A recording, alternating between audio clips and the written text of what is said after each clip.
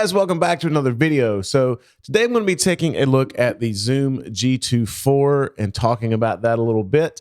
Kind of the obvious comparison, at least physically, when you see them, is the Line 6 Stomp. They're pretty close in size. Basically, the Stomp is about $700 and the Zoom is $200. So the big question is, at $200, can the Zoom compete with some of the big boys in the market, so to speak? Because obviously, if you can get the same value for $200 that you're getting for $700, that's a great deal. And yeah, why not? So let's hop over and take a look at the Zoom G2 and see what it has to offer. Okay, so the G2 is an amp and effects modeling device. It has everything you come to expect from a modern day digital modeler in terms of Fender, Marshall, Vox, Mesa. All the usual suspects are here, and same with the effects, your drives, delays, modulations, reverbs. They're all there and they're good.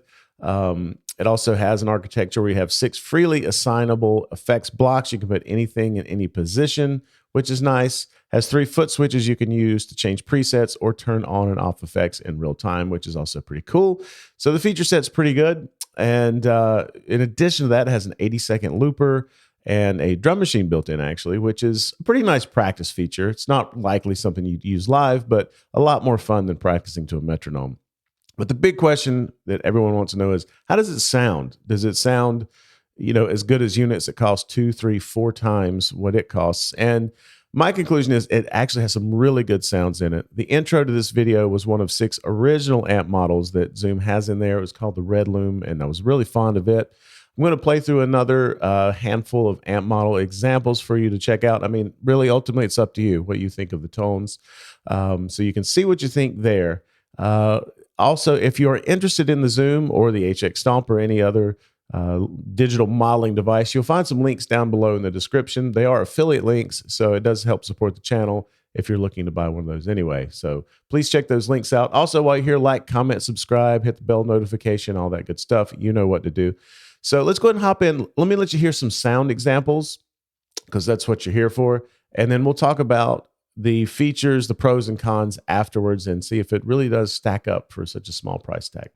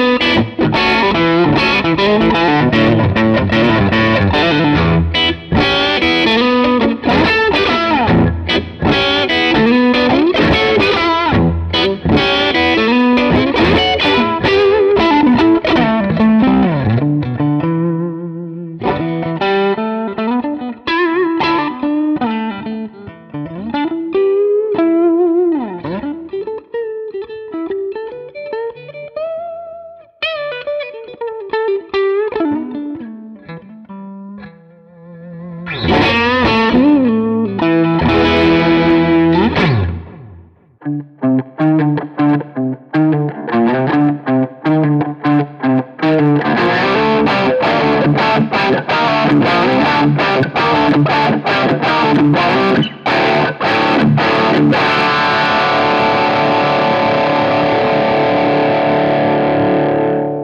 those were some of my favorite sounds that I was able to get out of the G2-4. All of those presets will be available for download. The link will be in the description below, and those are free. One thing I will mention, while I was able to export the presets fairly easily, I had a little bit of trouble getting them to re-import through the app. So your mileage may vary. I just putting that out there because I don't want anyone to get frustrated by downloading the presets and not being able to load them. So actually, if you do have one, if you do download the presets and were able to get them to load, please put your experience in the comments below. Because like I said, when I tested it myself, I had a little bit of trouble getting them to re-import. It might have just been something I was missing. So let me know in the comments below. So the way I wanted to talk about the features and the pros and cons is this. The unit sounds good. End of story. I like it. Comparing it head to head with, say, the Line 6 architecture, the Helix stuff, some of the amp models I thought were right on par. Some of them I didn't like as much. I didn't go through everything on there. There's over 100 effects. So your mileage may vary. I would recommend if you're going to get one, buy one where you have a return window so you can try it out and see how it sounds for you. As with practically every device I bought, the presets were pretty bad. I mean, that's just par for the course. Definitely start with building your own presets. Maybe start with a stock one and modify it, but don't judge that or any unit by the stock presets because generally they're pretty bad. So wanted to put that out there. Okay, so feature-wise, like I mentioned, you have 6 freely assignable blocks. That's a more common thing these days, and I like that a lot. The things I don't like about the architecture is this. When you have the effects pulled up and you're in the effects view and your foot switches are turning on and off effects, you cannot freely assign effects to particular foot switches. The foot switches correspond with what's being shown on the screen. Now, this is very simple and foolproof. The downside is this.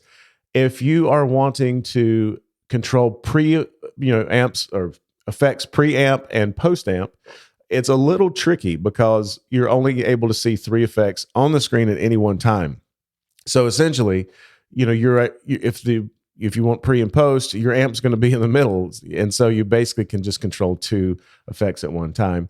Now you do have the ability to scroll through the effects, so you're not just limited to 3 only, but 3 at one time. So if you're playing live and want to control different effects, it can be a little tricky to try to get to what you need, while playing a song. It's a little bit of a tap dance, and that part I'm not so crazy about. Also, there's nothing in terms of a snapshot or scenes feature like you see in Line 6 and Helix, where you can use one foot switch to make a lot of changes with one button press. So you don't have that. Everything is just controlled in real time.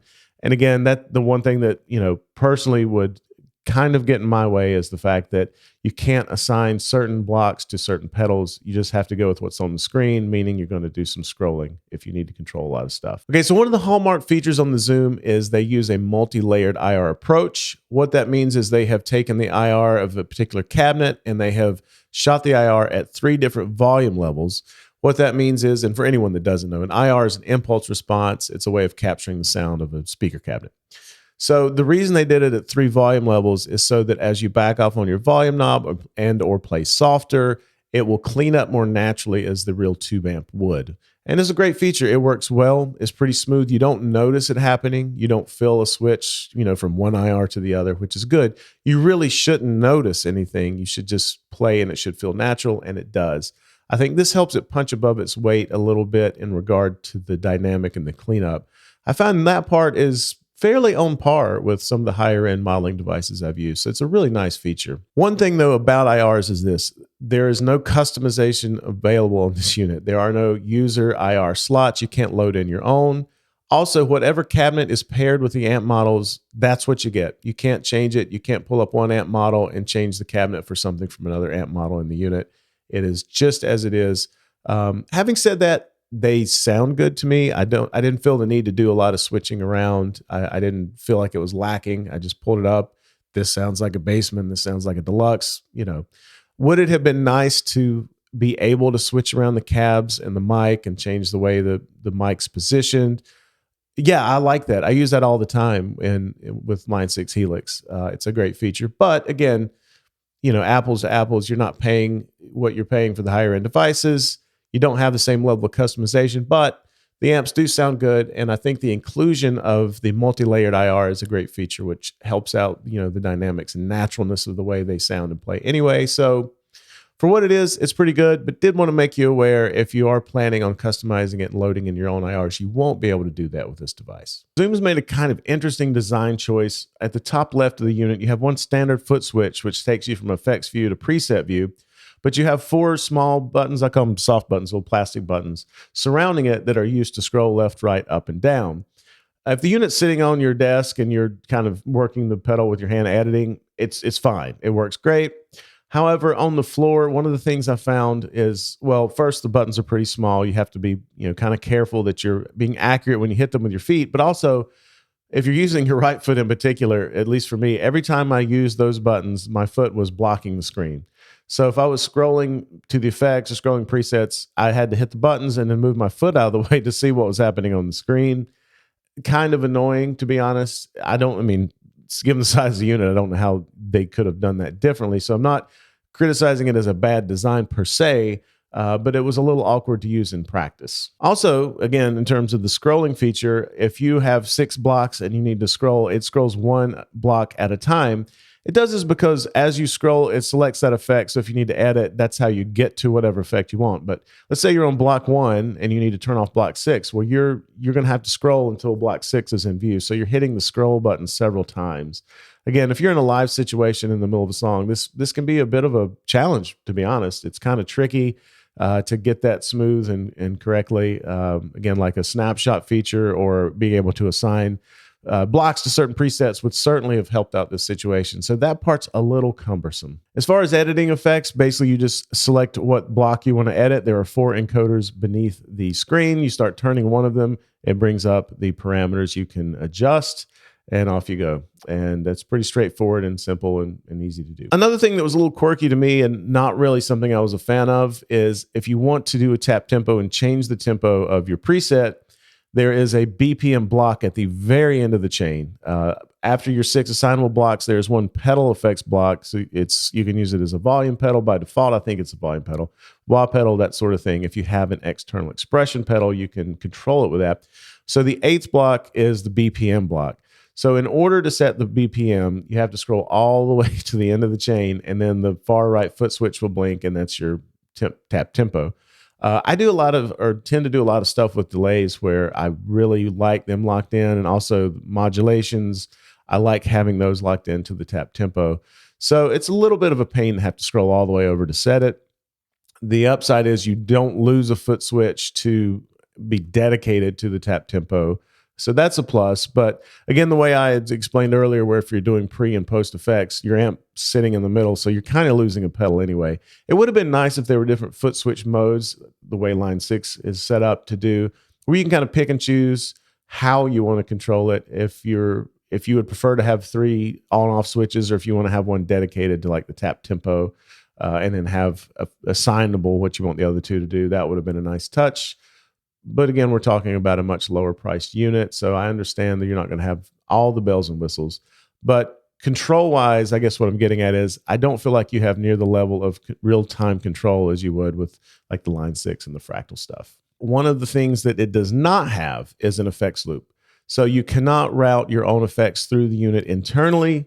You can put it physically on your pedal board and have pedals going in and then run it into pedals after. So, you can control where it's at in the chain in that regard, but you cannot bring your own pedals into the architecture of the unit itself and have those effects placed in the virtual signal chain in the unit. So that may be a big deal to some. So no 4-cable method. If you were looking to run this with your own amplifier and wanted to route the amp's preamp into the unit, you can't do that because there's no effects loop.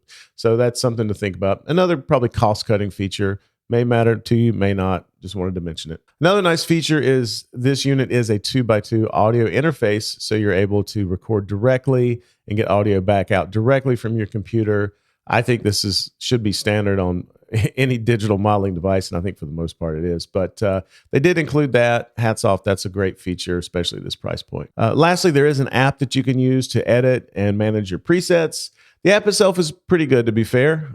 I liked it. The one thing I didn't like was it's mobile only. There is no Windows or Mac editor. I like having an actual PC editor, but being able to control it with your phone and having a touchscreen interface is way better than not having an editor. The other thing about the editor, the app, is this: it only works over USB. There is no built-in Bluetooth, so you have to go USB to USB. It's actually easier with Android. On any iOS device, you're going to need a Lightning to USB-C adapter, so that's going to add, another level of cost if you don't already have one. And the app, and this is strange to me, but the app is 99 cents. You have to buy the app. It's $1. It's not a big deal money wise. It just seems weird that you have to buy the editor, but it is what it is. And, having said that, the actual editor, it works as you would expect an editor to work. I always prefer using an editor myself rather than scrolling through menus on any device. That's just my personal preference. So I was happy to see that they did include an editor. Okay, so in conclusion, my thoughts on Unit are this. For $199, it has great value for the money.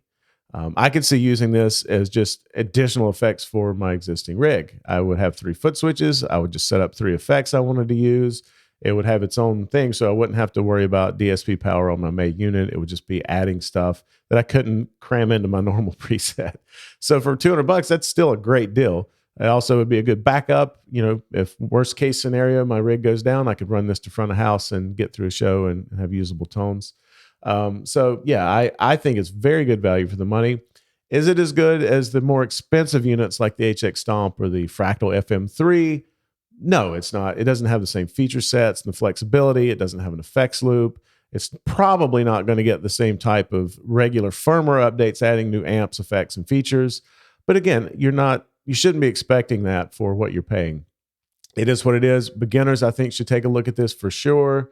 Again, as I described, if you just want to add some effects to your rig or have a backup plan, it's good. If you just want something simple to record at home, great for that as well. So yeah, lots of value for the money. If you're interested in checking out one, as I mentioned before, there will be links in the description below for that, as well as the Line 6 units and some other stuff too. So those are my thoughts on the G24. I hope this was helpful for you. Please comment below. Let me know what you think. If you own one, what do you think about it? If you have any other questions about the device, let me know that as well. Thanks as always for checking out the videos. And until the next one, we'll see you.